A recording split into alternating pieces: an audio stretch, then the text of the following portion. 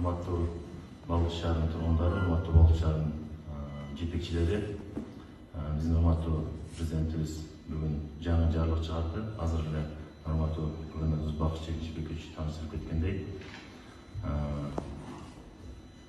бүгүнкү күндө өзүңүздөр жакшы билесиздер, акыркы учурларда, акыркы 2 жылдын ичинде урматтуу президентибиз мына ушул туризм багыты боюнча дагы чоң алган ийгилик иштерди алып келди. Ошонун негизинде балыкчы шаары бул биздин туризмдин башталышы.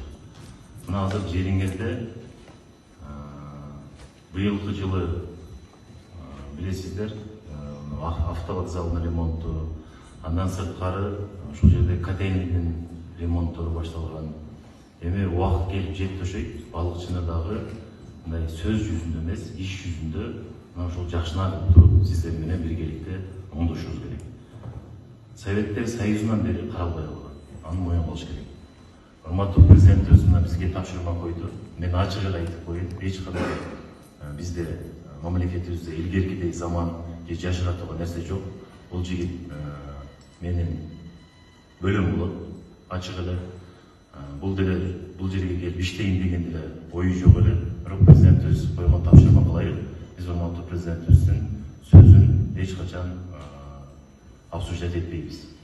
Эми мына өзү турат, буюрса таза иштеп, балыкчы элине, шаарына кызматын кылып, мына жетекчилер органдары турат, туура тез иш болуп аткан болсо, анда мыйзам чегинде жоопко тартылат.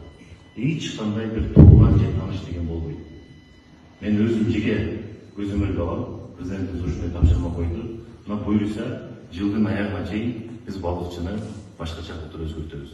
Бул бардыгыбызга керек нерсе. Өзүңүздөр билесиздер, жылдан жылга убакыт өткөн сайын эч нерселер жасалбай келет.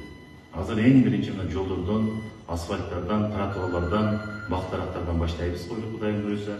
Мен ойлойм, өзүңүздөр мына шаардыкта жакын арада чоң өзгөрүүлөр